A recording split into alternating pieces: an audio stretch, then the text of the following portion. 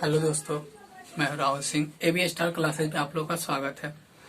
आज हम लोग देखेंगे कि मैथ जिनसे बना है, यानी मैथ कहने का मतलब कि संख्याओं से मिलकर ही मैथ का निर्माण हुआ है या बना है।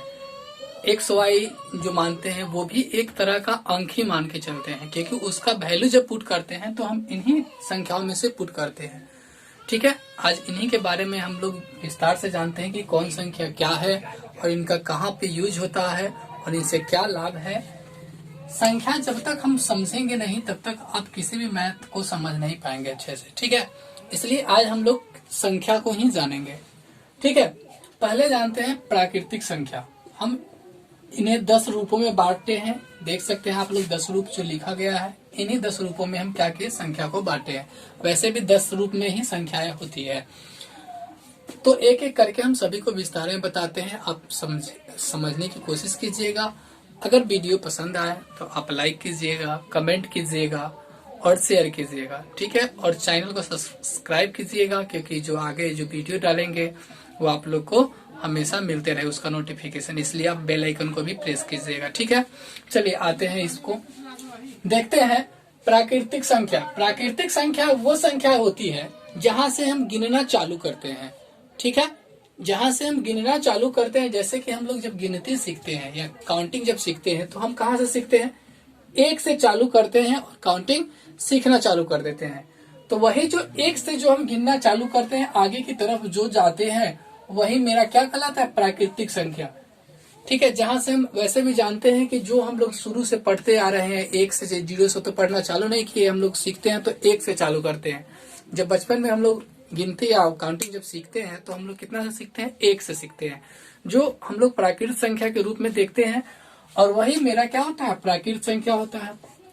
इसी प्राकृतिक संख्या से जो है सभी संख्या मिलकर बनी है, लेकिन एक पूर्ण संख्या आती है। पूर्ण संख्या आती है। पूर्ण संख्या कहने का मतलब होता है कि जितना संख्या वह संख्या से मिलकर बड़ी बड़ी संख्या का निर्माण होता है, उन्हीं को क्या कहते हैं, पूर्ण संख्या बोलते हैं। जैसे कि कोई भी संख्या बनेगा तो इतना ही से बनेगा।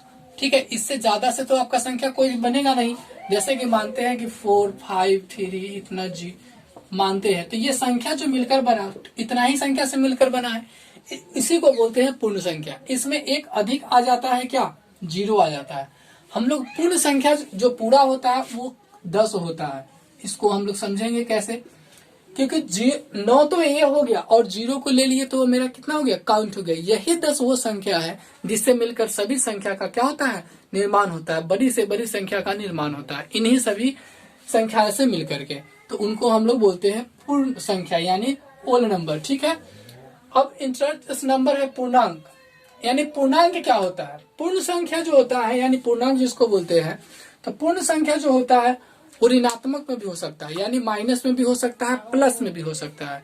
इसलिए हम लोग देखते हैं कि जब 0 से स्टार्ट तो हम लोग करते ही हैं, जैसा कि हम लोग जाने कि 1 से हम लोग पढ़ना चालू करते हैं, लेकिन उससे पहले भी एक संख्या आती है 0। ठीक है, तो 0 से लेकर इन्फिनिटी तक जितना भी जाइए वहां तक। ठीक है, और उससे पहले भी एक दुनिया होती है जिसे हम लोग ऋणात्मक यानी माइनस का बोलते हैं। ठीक है, तो माइनस वाला जो होता है और प्लस वाला जो होता है, वो सारी दुनिया को हम लोग क्या बोलते हैं, पूर्णांक बोलते हैं। ठीक है, ये वही संख्या है जिनसे मिलकर के माइनस का रूप लेकर के हम लोग प्लस में ऐड करते हैं, तब जोड़कर कुछ वैल्यू निकालते हैं।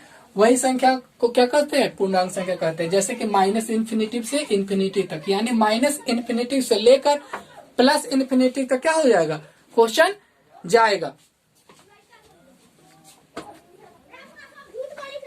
चलिए ठीक है, अब हम लोग क्या देखते हैं कि पूर्ण संख्या के बारे में जान चुके। अब हम लोग देखेंगे अभाज्य संख्या किसको कहते हैं, यानी प्राइम नंबर। अभाज्य संख्या उसको कहते हैं जो जिसमें एक और उसी संख्या से भाग लगे। जैसे कि किसी भी संख्या में अगर अपने आप से और 1 से भाग लगता है, उसे हम लोग क्या कहते हैं, अभाज्य संख्या के रूप में जाने जाते हैं। जैसा कि हम लोग देखते हैं 2 वह संख्या है, 2 1 से इसमें भाग लगेगा और कितना से लगेगा, 2 से ही लगेगा।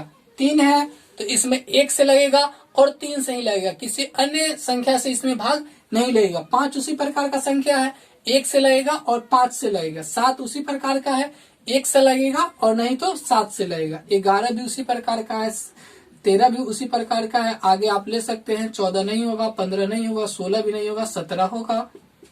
ठीक है, तो इस प्रकार आगे संख्या वह बढ़ते जाएगा जिसमें अपने आप के अलावा सिर्फ 1 से भाग लगे, उसी को हम लोग क्या बोलते हैं, अभाज्य संख्या बोलते हैं। एक चीज और बार बार क्वेश्चन आता है क्या, कि सम संख्या वह बताइए, अभाज्य संख्या वह बताइए जो सम संख्या के रूप में हो। बहुत बार क्वेश्चन पूछा जाता है कि उनकी संख्या बताइए जो सम संख्या हो और वो अभाज्य संख्या का रूप हो। तो वो एक ही संख्या है, वो सिर्फ 2 है जो अभाज्य सम संख्या रहते हुए भी वो अभाज्य संख्या है। ठीक है, अभाज्य संख्या तो समझ रहे हैं कि जिसमें 1 से भाग लगे और अपने आप से ही भाग लगे, उसी को क्या बोलेंगे, अभाज्य संख्या बोलेंगे। चलिए, उसके बाद आ गया 5 नंबर जो है कहता है संयुक्त संख्या। इसका मतलब क्या होता है, कंपोजिट नंबर जो है इसका संख्या होता है कि अभी तक हम लोग 2 देखते थे कि जिस संख्या में 2 से भाग लग जाए, यानी 1 और अपने आप से भाग लगे, उसे अभाज्य संख्या बोलते हैं। लेकिन अब आ गया कंपोजिट नंबर यानी संयुक्त नंबर, जिसमें 2 के अलावा यानी 3 से 4 से भाग लग सकता है, उसी को क्या बोलते हैं, कंपोजिट नंबर यानी संयुक्त संख्या बोलते हैं। जैसे कि देखिए, अगर हम 2 लेते, कितना लेते, 2 लेते, तो 2 में 1 से भाग लग सकता है, 2 से भाग लग सकता है, लेकिन 2 से नहीं लगना चाहिए, 2 से अधिक यानी 3 से भाग लगता, 4 से भाग लग सकता था, उसी को क्या बोलेंगे, कंपोजिट नंबर बोलेंगे।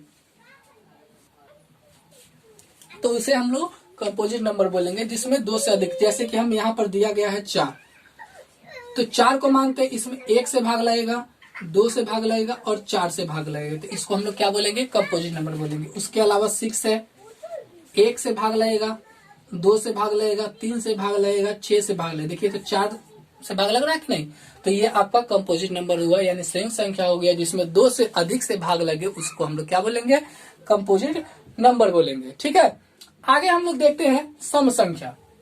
तो सम संख्या के बारे में जानते हैं हम लोग कि जिसके अंत में 2, 4, 6, 8, 10, 8 और 0 हो, वो क्या होता है, सम संख्या होता है। ऐसे भी हम लोग बोल सकते हैं जो 2 के पहाड़ा में आए, जो 2 के पहाड़ा में आए उसी को हम लोग क्या बोल सकते हैं, सम संख्या बोल सकते हैं। या जो 2 से कटने वाला हो उसको हम क्या बोल सकते हैं, सम संख्या के रूप में जानते हैं, उसे हम सम संख्या बोलते हैं। ठीक है, तो आसानी से समझ गए कि जो 2 से कट जाए यानी 2 के पहाड़ा में आ जाए उसको हम लोग सम संख्या बोलेंगे। विषम संख्या किसको बोलते हैं, तो विषम संख्या उसको बोलते हैं जो 2 से न कटे, जो 2 के पहाड़ा में नहीं आए। ये आसान है, ये 2 के पहाड़ा में आया तो सम संख्या, 2 के पहाड़ा में नहीं आया तो ऑड नंबर यानी विषम संख्या कहलाएगा। ये इस दोनों को समझने में ज्यादा दिक्कत नहीं होगी।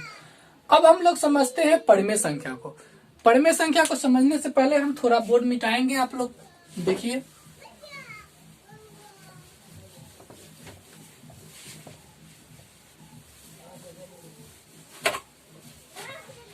चलिए, तो अब हम देखते हैं परिमेय संख्या यानी रेशनल नंबर। रेशनल नंबर समझते हैं, इसका बहुत ज्यादा यूज होता है। इसका रेशनल नंबर कहने का मतलब होता है कि जो संख्या P बटा Q के रूप में हो, जो संख्या P बटा Q के रूप में हो उसको बोलते हैं परिमेय संख्या। यहाँ पर एक चीज और ध्यान देते हैं कि Q नॉट इक्वल टू 0, यानी Q का मान 0 नहीं हो सकता है। P का मान आप 0 ले सकते हैं, वो हो जाएगा, लेकिन Q का मान कभी भी 0 नहीं आता है। जैसा कि हम लोग जानते हैं कि ऊपर में अगर 0 रहे, नीचे में कोई भी संख्या रहे तो उसका आंसर क्या आता है, 0 आता है। लेकिन अगर किसी संख्या के नीचे 0 है उसका हम लोग कितना जानते हैं, इन्फिनिटिव आता है, यानी उसका आंसर जो आता है कटने के बाद अपरिभाषित आता है। ठीक उसी प्रकार हम लोग देखेंगे कि रेशनल नंबर यानी परिमेय संख्या उसको बोलते हैं जो P बटा Q के रूप में हो, यानी 1/3 ले लिए तो ये P बटा Q के रूप में है, ये P बटा Q के रूप में है, तो इसको बोलेंगे क्या, हम लोग परिमेय संख्या बोलेंगे। या एक तरीका से और चेक कर सकते हैं, जिसे काटने पर रिपीट हो। काटने पर रिपीट हो इसका मतलब आप नहीं समझ पा रहे हैं, तो देखिए, काटने पर रिपीट हो यानी 1/3 को जब आप काटते हैं तो कितना आता है, 0.33 क्या होगा, 3 आते रहेगा। तो जब काटने पर वो रिपीट संख्या आते रहे दशमलव के बाद, तो वो क्या कहलाता है, मेरा परिमेय संख्या कहलाता है, यानी रेशनल नंबर कहलाता है। या तो आप ऊपर में 0/2 भी ले लीजिएगा, जैसे कि यहाँ पर लिखा हुआ है, ये भी क्या है, एक रेशनल नंबर है, यानी परिमेय संख्या के रूप में इसे भी जानते हैं। तो अच्छी प्रकार से समझ गए कि हमारा परिमेय संख्या क्या है, जिसको P/Q के रूप में लिख सकते हैं और उसका Q का मान 0 नहीं होता है, उसे हम लोग परिमेय संख्या के रूप में जानते हैं। ठीक है, तो और उसके बाद है 9 नंबर, बोलता है परिमेय संख्या किसको बोलते हैं। तो परिमेय संख्या उसको बोलते हैं जिसे काटने पर मेरा रिपीट नहीं आए, जिसे काटने पर मेरा क्या हो, रिपीट नहीं आए। एक मेरा संख्या पाई दे रहा है, पाई एक अपरिमेय संख्या है। वैसे पाई का वैल्यू हम लोग कितना जानते हैं, 22/7। इसे जब काटिएगा तो कितना आएगा, 3 21 लगेगा, 1 काटिएगा तो फिर 1 आएगा, फिर कितना आएगा, 21 1 3 बचेगा, 3 पे 7 28 2 पर 0, यानी 7 दूना 14। यानी इस तरह का क्या हो गया, रिपीट तो संख्या नहीं आया ना। अगर यहीं पर अगर रिपीट आ जाता तो यह कौन सा संख्या कहलाता, परिमेय संख्या कहलाता।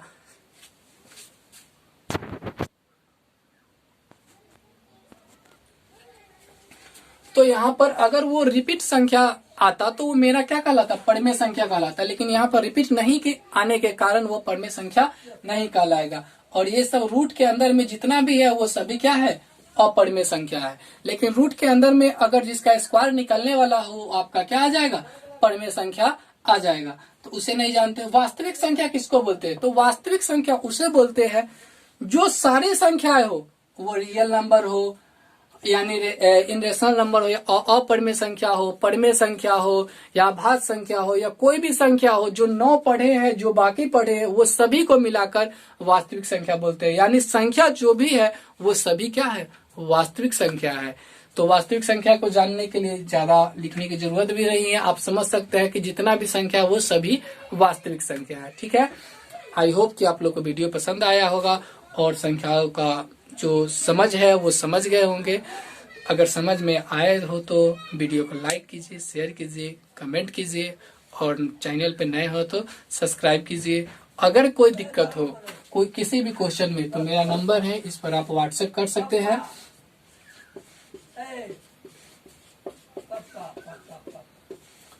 इस नंबर पे आप लोग क्या कर सकते हैं, व्हाट्सएप करके जो भी क्वेश्चन हो उसको पूछ सकते हैं, उसका सॉल्यूशन देने में। हाँ, ये हो सकता है कि व्हाट्सएप पे थोड़ा लेट से देखा जाए, लेकिन हम हर क्वेश्चन का आंसर देने का कोशिश करते हैं कि हाँ उसे जल्दी से जल्दी मिल जाए। तो आप कमेंट करके मैसेज करके आप क्वेश्चन का आंसर जान सकते हैं। Thank you for watching video.